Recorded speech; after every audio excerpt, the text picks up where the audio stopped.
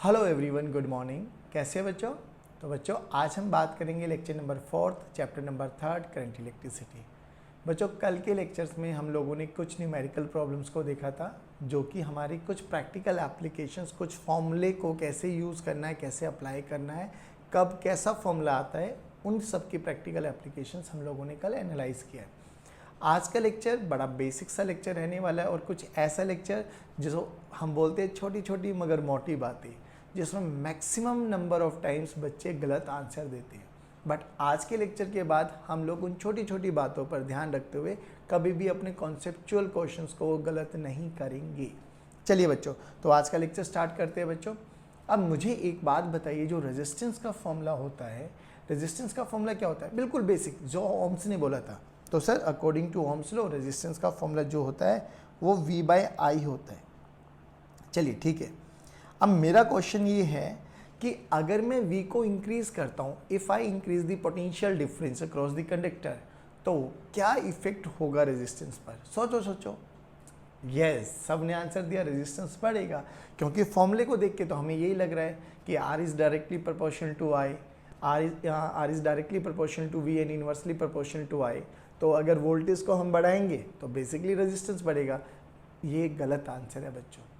हमेशा याद रखना, परसों के लेक्चर में हम लोगों ने देखा था कि रेजिस्टेंस बेसिकली केवल और केवल 3 फैक्टर्स पे डिपेंड करता है: material, dimensions, inflow of current. क्या मैंने उसमें V और I कहीं पर नाम लिया था? नहीं sir.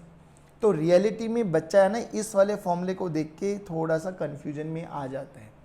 Resistance is the property of material, ध्यान रखना बच्चों, मटेरियल की प्रॉपर्टी है। हाँ, I is directly proportional to V, Ohm's ने ये भी तो बोला है।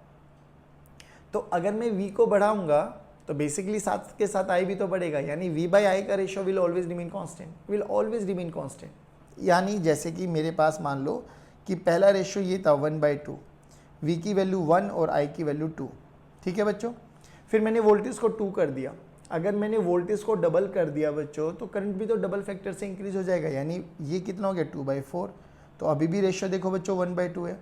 यानी ऑन इंक्रीजिंग I या ऑन डिक्रीजिंग I या on increasing voltage, on decreasing voltage, basically मेरा रेजिस्टेंस पे कोई भी इफेक्ट नहीं पड़ता। ध्यान रखना बच्चों। चलिए सर, ये तो हम लोगों का कॉन्सेप्चुअल पार्ट था जो हम लोगों को अब याद रखना है। दूसरी चीज़ बच्चों, अब हमें सबसे इंपॉर्टेंट पार्ट क्या याद रखना है वो देखते हैं।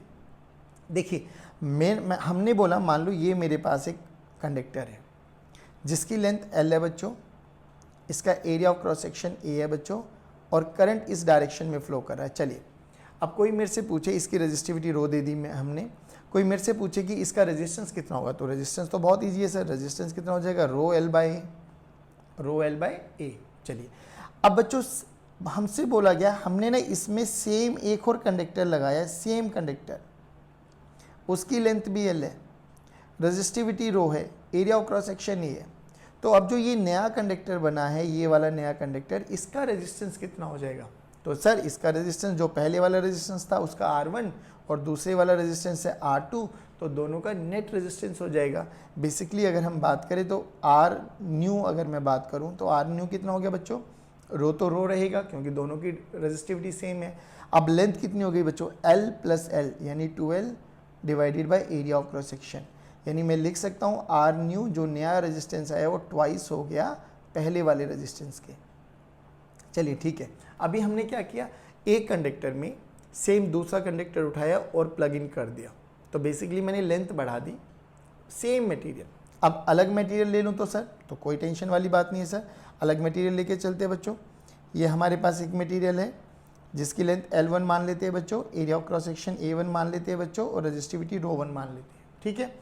अब इसमें मैंने एक और कंडक्टर ऐड कर दिया बच्चों, ये वाला, इसकी लेंथ मैंने L2 मान ली बच्चों, रेजिस्टिविटी रो 2 मान ली, area of cross section A2 मान लिया।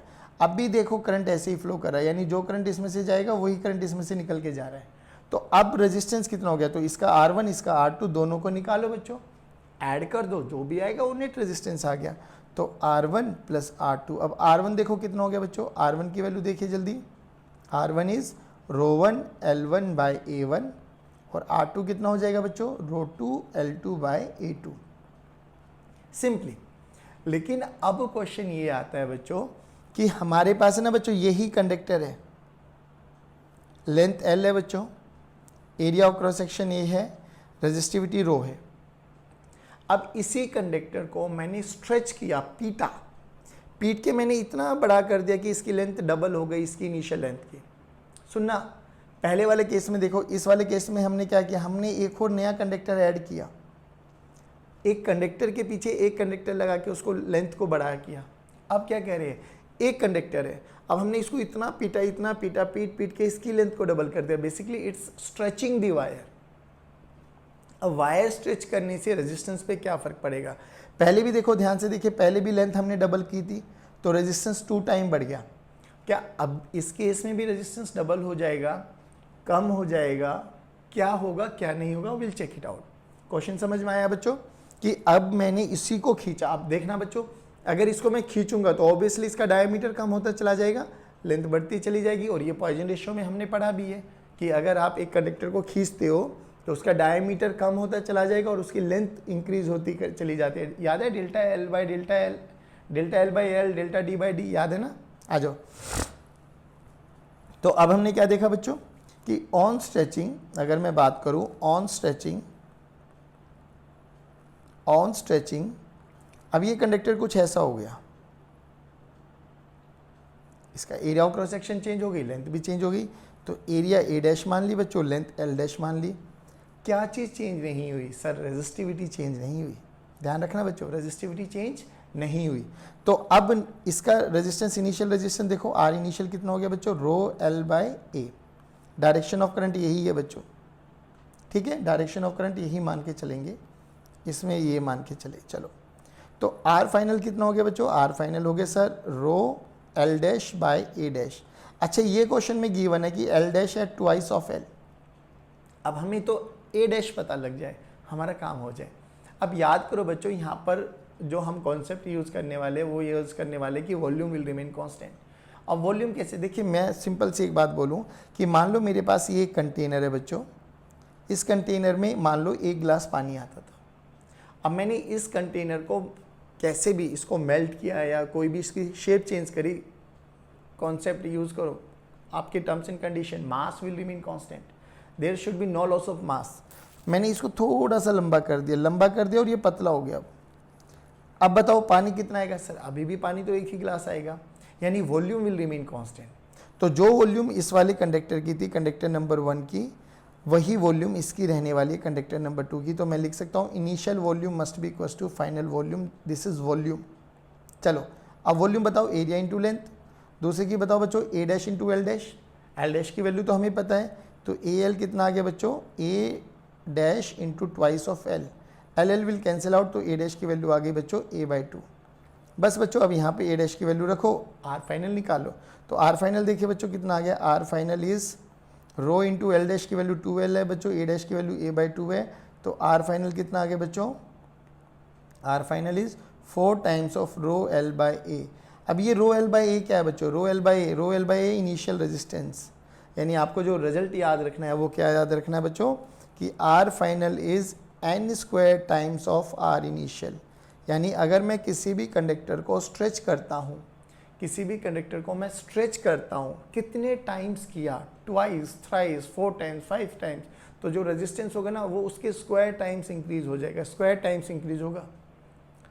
ट्वाइस किया तो 4 टाइम्स, 3 किया तो 9 टाइम्स, है ना, डबल मत करना, स्क्वायर टाइम्स इंक्रीज होता चला जाएगा। चलिए बच्चों, अब हम बात करते हैं बच्चों कि जो ये रेजिस्टेंस होता है ना, रेजिस्टेंस बेसिकली टेम्परेचर पे इसका क्या वेरिएशन आता है। ऑन इंक्रीजिंग टेम्परेचर या ऑन डिक्रीजिंग टेम्परेचर आपके पास जो रेजिस्टेंस होता है या रेजिस्टिविटी होती है वो इंक्रीज करती है या डिक्रीज करती है। अब याद करो बच्चों, हम बात करेंगे variation of resistance with temperature में 2 केसेस के बारे में। एक हम बात करेंगे कंडक्टर्स के बारे में और एक हम बात करेंगे सेमीकंडक्टर्स के बारे में। याद करो, इलेक्ट्रोस्टैट्स में आपको बताया था कि जो कंडक्टर्स होते हैं उसमें फ्री चार्ज कैरियर्स आपकी इलेक्ट्रॉन्स होती है। सेमीकंडक्टर्स में some are bounded and some are free, और इंसुलेटर में तो ऑल आर मतलब टाइटली बाउंडेड। तो इंसुलेटर की बात करने का तो कोई फ़ायदा है नहीं हमारे लिए। तो हम बात करेंगे कंडक्टर और सेमीकंडक्टर। तो देखिए हमारे पास जो रेजिस्टेंस का फॉर्मूला आता है बच्चों, रेजिस्टेंस का फॉर्मूला आता है ml by n e square tau into A. ml by n square tau into A. अब ध्यान से रखना बच्चों, एल और ए ये तो डायमेंशन है आपके पास कंडक्टर की, these are the dimension of conductor, है ना। अब डायमेंशन ऑफ कंडक्टर का मतलब क्या है बच्चों, मान लो मैंने ये टेम्परेचर रखा, ये एक कंडक्टर है मेरे पास बच्चों, टेम्परेचर इंक्रीज कर रहा हूँ, मतलब रूम टेम्परेचर से थोड़ा सा टेम्परेचर मैंने इंक्रीज कर दिया, तो ना तो इसका लेंथ चेंज होने वाला है, ना इसका area of cross section change होने वाला है। ऐसा नहीं कि हमें मेल्ट ही कर देना, मेल्ट ही कर दिया तो हमारा वो डिवाइस तो बेकार हो गया, है ना। तो हमें इसकी डायमेंशन में कोई वेरिएशन नहीं लेके आना। दूसरी चीज़ ये देखो बच्चों, ई और एम, ई और एम क्या है बच्चों, ई चार्ज है, एम मास है। भाई चार्ज है तो उसका चार्ज सेम रहने वाला है, मास भी सेम रहने वाला है, तो ई और एम भी सेम रहने वाला है। अब जो फैक्टर्स बचे वो कौन कौन बचे, एक बचा बच्चों हमारे पास एन और एक बचा हमारे पास टाउ। अब एन क्या है बच्चों, एन अभी कल वाले लेक्चर में हमने पहला क्वेश्चन देखा था और उसमें देखा था कि कॉपर में जो कंडक्टिविटी एन की वैल्यू आती है दैट इज 10⁻28 पर मीटर क्यूब में इतने सारे number of free charge carriers electrons होते हैं। अब सोचो ये जो नंबर है ये बहुत छोटा नंबर है क्या, नहीं सर ये तो बहुत एक्सेस में है। तो कंडक्टर्स को इसीलिए तो जाना जाता है कि उसमें फ्री चार्ज कैरियर, एक्सेस में फ्री चार्ज कैरियर्स होते हैं, ठीक है। अब बेसिकली ये जो है ना, ये एन और ये टाउ, रियलिटी में कंडक्टर्स की बात करें या हम सेमीकंडक्टर्स की बात करें, हम इन दो पैरामीटर्स पे बात करने वाले।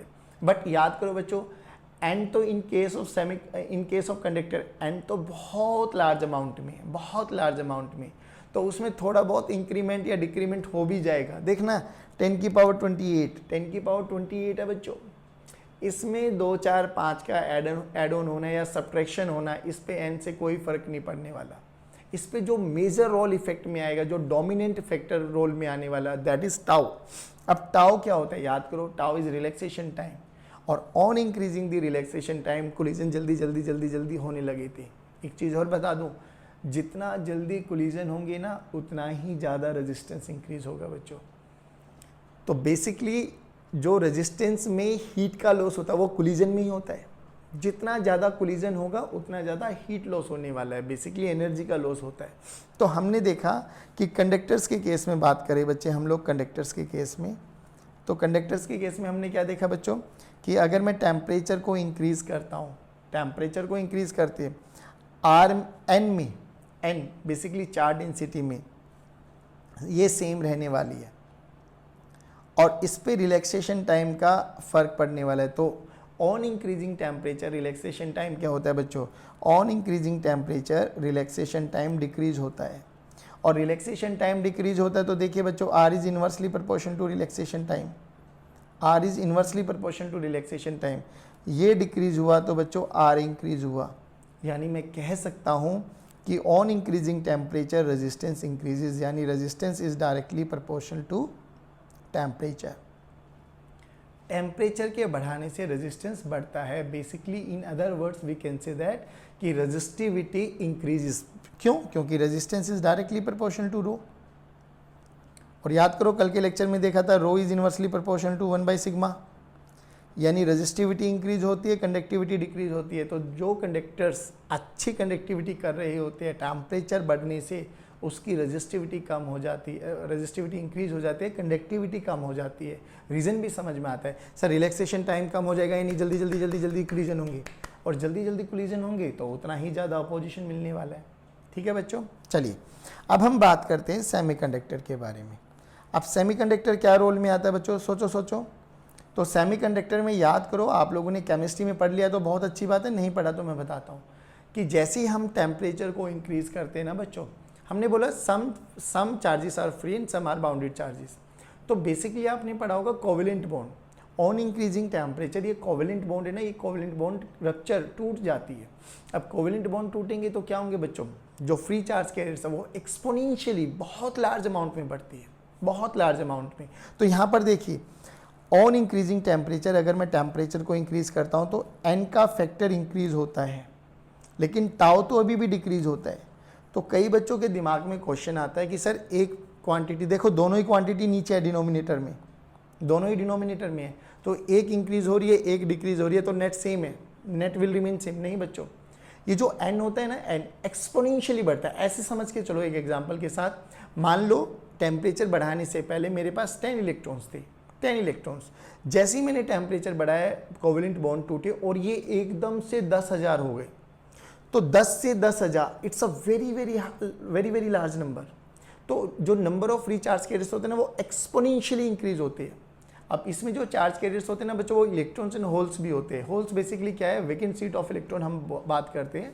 तो बेसिकली इसमें मेजॉरिटी में एक्सपोनेंशियली चार्ज बढ़ जाती है। तो जो इसमें डोमिनेट करने वाला है ना बच्चों, इसमें जो डोमिनेट करने वाला है दैट इज एन का फैक्टर डोमिनेंट, ज़्यादा डोमिनेंट एन का फैक्टर करने वाला है। तो देखिए अब टेम्परेचर को इंक्रीज करा है बच्चों, एन इंक्रीज हुआ तो R is inversely proportional to n है बच्चों। तो आर डिक्रीज होगा।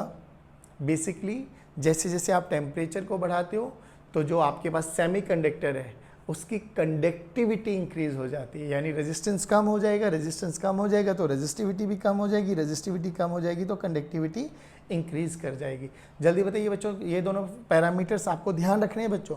Conductor is directly proportional to T, resistance is directly proportional to T in case of conductor, and inversely proportional to resistance is inversely proportional to T in case of semiconductor. अब अगर ये समझ में आ गई तो बच्चों ये दो क्वेश्चन करके देखते हैं। देखिए क्वेश्चन नंबर 15 और 16 बेसिकली एक हमें ग्राफ गिवन है, आई और वी का ग्राफ गिवन है, स्ट्रेट लाइन ग्राफ है। अब बच्चों ग्राफ के बारे में जब भी हम एनालाइज करेंगे तो ध्यान से देखो, ग्राफ हमें दो चीज़ें देता है बच्चों, एक स्लोप और एक एरिया। याद है 11th, वेरी गुड। एक स्लोप और एक एरिया। अब स्लोप क्या होता है बच्चों, देखिए आई और वी का ग्राफ है बच्चों, आई और वी का ग्राफ है तो आई बाई वी देखो क्या होता है। हमें तो एक चीज़ पता है sir, V equal to I R होता है। हाँ तो V equal to I R लिखो ना। तो आई बाई वी क्या हो जाएगा बच्चों, आई बाई वी हो जाएगा 1/r, यानी जो स्लोप है हमारे पास आई बाई वी का वो 1/r देता है, 1/r। अब देखिए क्वेश्चन क्या बोला गया कि V I graph for a metallic wire है, बेसिकली कंडक्टर्स के बारे में बात कर रहे हैं, एट 2 डिफरेंट टेम्परेचर, अलग अलग टेम्परेचर पे है बच्चों, T1 and T2, which of the 2 temperature T1 and T2 is higher and why. तो अभी अभी देखा है मेटेलिक वायर है, पहली बात तो ये देखो दिस इज मेटेलिक वायर, और मेटेलिक वायर बेसिकली कंडक्टर, और कंडक्टर के केस में resistance is directly proportional to temperature, यानी in case of conductors resistance is directly proportional to temperature बच्चों। अब जिसका रेजिस्टेंस ज़्यादा होगा बच्चों उसका टेम्परेचर ज़्यादा होगा। अब ध्यान से देखो बच्चों, ये आई और वी का ग्राफ है बच्चों। ना there is a difference between I and V and I का ग्राफ। देखिए अगर मैं यहाँ पे वी और आई का ग्राफ बनाऊँ, आराम से सुनना बच्चों, वी और आई का ग्राफ, ये मेरे पास ए मटेरियल, ये मेरे पास बी मटेरियल, ये मेरे पास सी मटेरियल और ये मेरे पास डी मटेरियल। तो खुद सोच के बताओ इस वाले ग्राफ नंबर 1 और ग्राफ नंबर 2 में किसका रेजिस्टेंस ज़्यादा है। तो सर जिसका स्लोप ज़्यादा है ना, जिसका स्लोप ज़्यादा है उसका रेजिस्टेंस ज़्यादा है, यानी इस केस में तो R A is greater than R B. लेकिन बच्चों क्यों, क्योंकि यहाँ पे जो स्लोप है वो वी बाई आई आर है बच्चों, और यहाँ पे जो स्लोप है वो 1/r है, यहाँ पे जो स्लोप है वो 1/r है, यानी यहाँ पे जिसका स्लोप छोटा रहेगा उसका रेजिस्टेंस ज़्यादा होगा बच्चों। ये स्लोप है बेसिकली, ठीक है ना। तो slope is inversely proportional to R, और स्लोप किससे रिप्रेजेंट करते हैं, tan थीटा से। तो ये एंगल चेक करते हैं ना अपन थीटा, और tan थीटा बेसिकली क्या होता है, जैसे जैसे थीटा इंक्रीजेस tan थीटा की वैल्यू इंक्रीजेस। तो बस सिंपल सी बात है, इस केस में ये देखना 1/r, जिसका छोटा है एंगल उसका रेजिस्टेंस बड़ा है। यानी अगर मैं बात करूं तो ये वाला एंगल मेरा छोटा एंगल है, बेसिकली इसमें T2 का temperature is higher than T1 का टेम्परेचर। जल्दी बताइए बच्चों, ये समझ में आया। बहुत बेसिक सा न्यूमेरिकल है, टेंशन लेने वाली बात नहीं। बस क्या याद रखना है कि जो इससे पहले वाले पेज में हमने देखा है कि resistance is directly proportional to temperature in case of conductors. आइए दूसरा क्वेश्चन देखते हैं बच्चों। The voltage current variation of two metallic wire, again metallic wire given है बच्चों, x and y at a constant temperature, अब temperature constant रख दिया बच्चों, ठीक है, is shown in figure assuming that wire have the same length and same diameter। जो भी दोनों वायर है उनका टेम्परेचर सेम है, लेंथ सेम है और डायमीटर सेम है, यानी area of cross section same है। Explain which of the wire has a larger resistivity, किसकी रेजिस्टिविटी ज़्यादा होगी बच्चों एट कॉन्स्टेंट टेम्परेचर। देखिए अब ध्यान से, आई और वी का ग्राफ है बच्चों, आई और वी का ग्राफ है। अब रेजिस्टिविटी देखिए, रेजिस्टिविटी क्या होती है भाई, रेजिस्टिविटी हमारे पास रेजिस्टेंस का फॉर्मूला होता है रो एल बाई ठीक है ना बच्चों। और v की वैल्यू देखिए, v की वैल्यू क्या है बच्चों, i इंटू आर, v की वैल्यू i इंटू आर है बच्चों। अब यहाँ से 1/r की वैल्यू क्या निकल जाएगी, 1/r की वैल्यू निकल जाएगी बच्चों i/v। r की वैल्यू को रखो बच्चों, r की वैल्यू को रखो 1/ρ L A, this is equals to i/v। ठीक है बच्चों, ध्यान से देखिए, एरिया और L कांस्टेंट है बच्चों। ये तो क्वेश्चन में बोला गया है कि लेंथ और एरिया डायमीटर बेसिकली सेम है, तो मैं कह सकता हूँ i/v is inversely proportional to 1/ρ। और i/v क्या है, स्लोप बच्चों, i/v क्या है बच्चों, स्लोप, i/v ही क्या है, स्लोप है बच्चों। तो देखिए अब हमारे पास क्वेश्चन क्या है, x ऊपर है y नीचे है, तो ये हमारे पास ग्राफ है बच्चों, ये हमारे पास ग्राफ है, x है और y है। तो देखिए बच्चों स्लोप किसका ज़्यादा है, जिसका स्लोप ज़्यादा होगा उसकी रेजिस्टिविटी कम होगी, क्योंकि स्लोप के इन्वर्सली प्रोपोर्शनल है बच्चों। तो ये एंगल ज़्यादा है और ये एंगल कम है। तो θ1, θ2, θ1 is greater than θ2, basically m1 is greater than m2, तो बेसिकली ρ1 इज़ लेस देन ρ2, बस ख़त्म।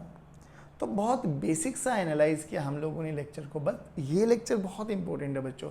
अगेन लेक्चर को वाइंड अप करने से पहले ऑन इंक्रीजिंग वी आर पे क्या फ़र्क पड़ता है, क्या अभी भी बोला इंक्रीज होगा, नहीं, नो इफेक्ट। वी इंक्रीज करेंगे तो आई इंक्रीज करेंगे।